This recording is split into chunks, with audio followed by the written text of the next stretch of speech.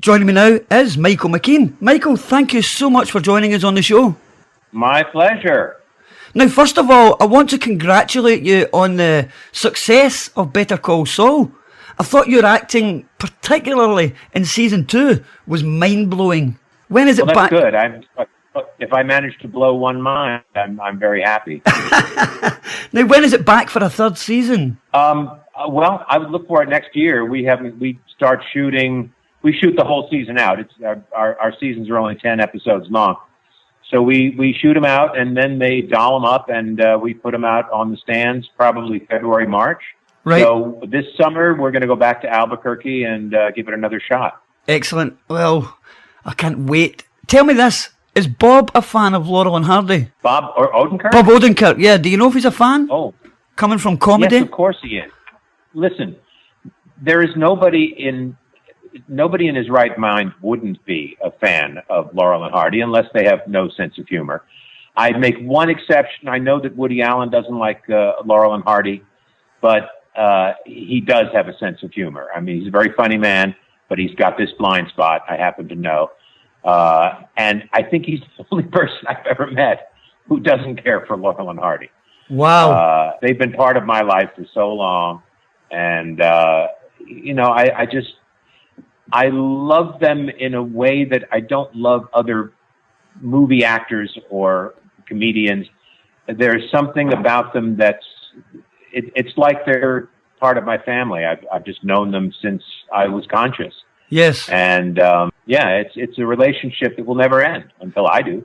Can you remember how you were first introduced to Laurel and Hardy? Well, I would say they didn't show the shorts on a regular basis, but occasionally, if one was home from school, as one could sometimes finagle it, there was a show called the Joe Franklin Show, and Joe Franklin was a kind of a showbiz catch-all guy. He was a collector. He'd been around for a million years. He just died about 2 or 3 years ago.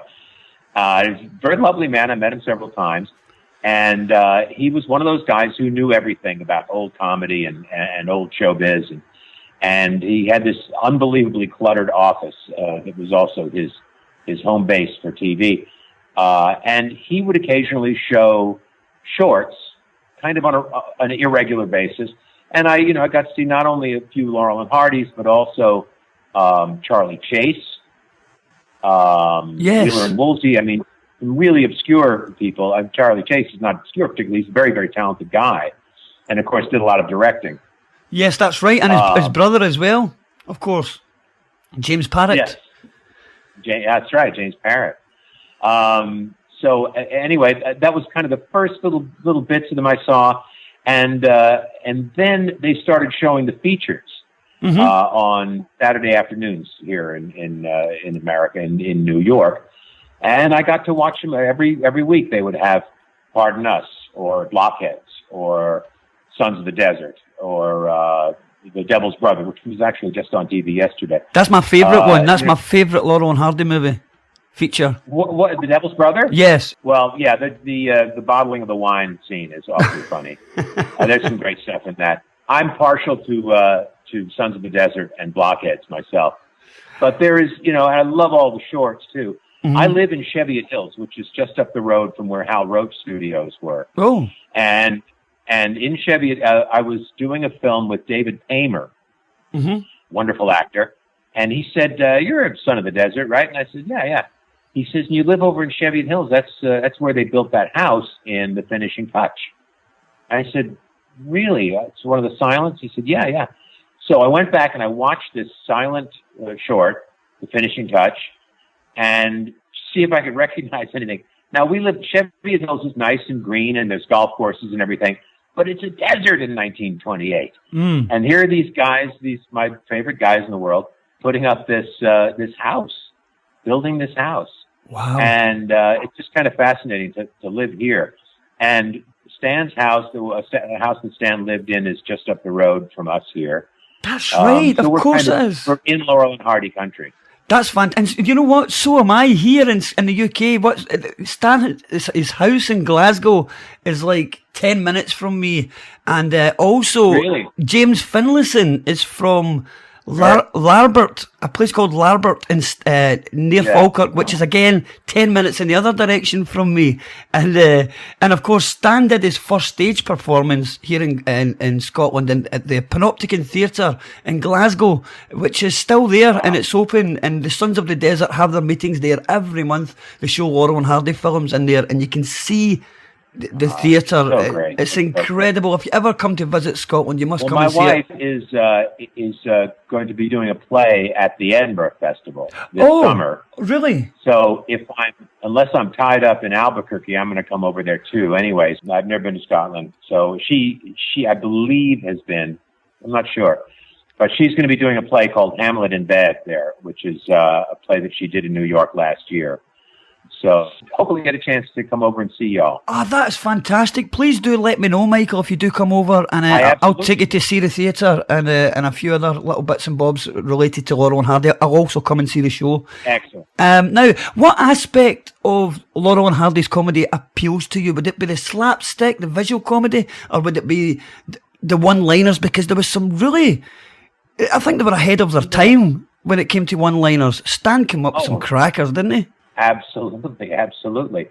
But you know what? It's so funny. It was really the only time I think that the transition from silent to sound was made that perfectly, because their voices and the timbre of their voices and the way they spoke, it matched the physical so perfectly. You couldn't have cast better voices for those guys. Their persona, you could almost hear them in the silent films. That's how it seemed.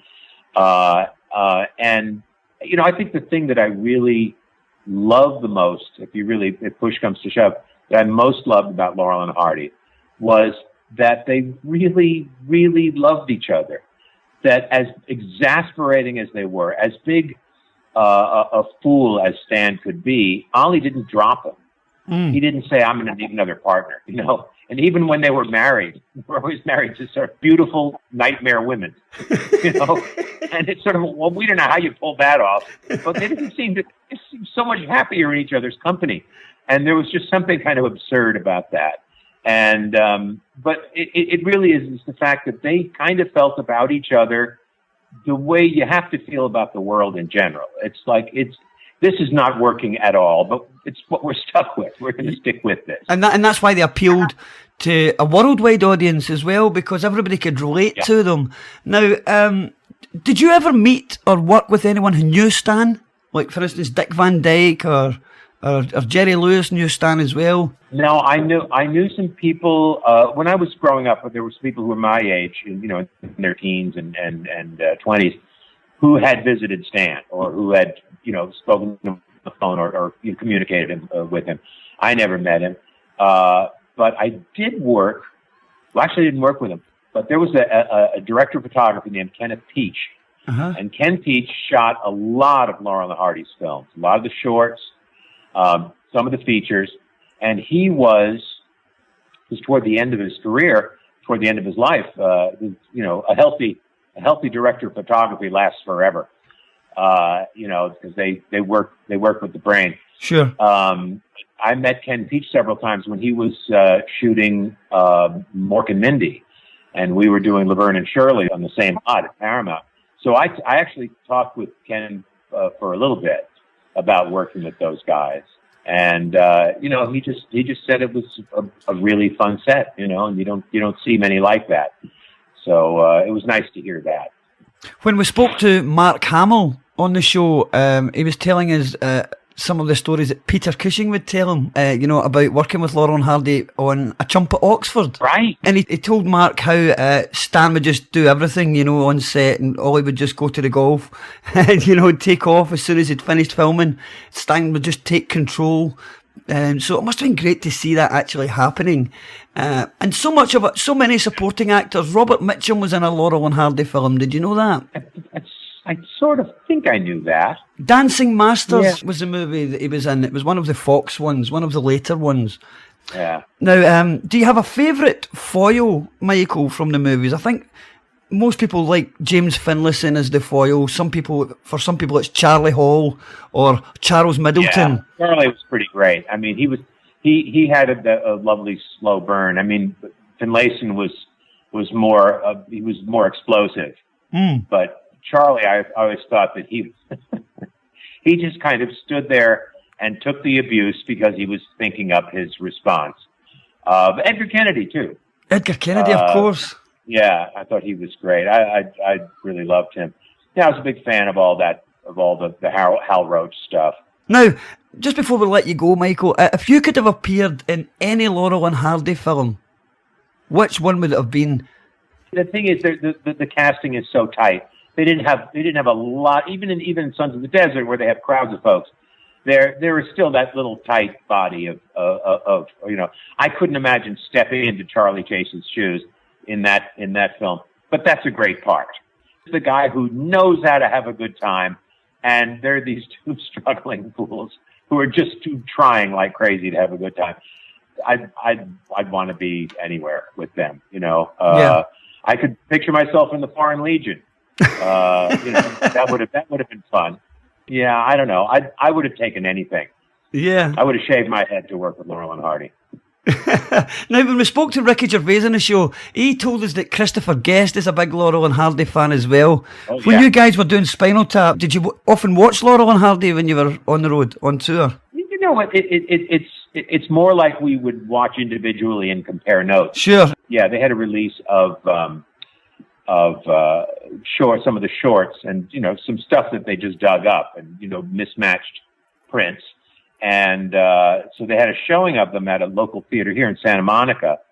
And I took my kids to see that. And then years later, when Chris's son, Tom, was, 6, 7 years old, he put him on the road to Laurel and Hardy Land. And you know what? It's like, I think if you have a soul, you belong with the Sons of the Desert. There's something about them that's different than everybody else. And listen, I love Buster Keaton. I like a lot of Harold Lloyd stuff. There are other performers, other comedy performers that I really love. Mm-hmm. But there's something about those two guys that it was just different. It was kind of more about us somehow. Yeah, well, we're doing this show to try and to encourage people to introduce them to the next generation because they deserve to be remembered. And so by you coming on the show today, you're helping with that. And we really thank you for doing that for us and for giving us your time today. It's my pleasure. Michael McKean, thank you very much. All the best with Better Call Saul when it comes back, and all the best with the rest of your career. Thank you very much. I appreciate it. Have a great day. Thanks, Michael. Okay. Bye-bye now. Black Sky Radio.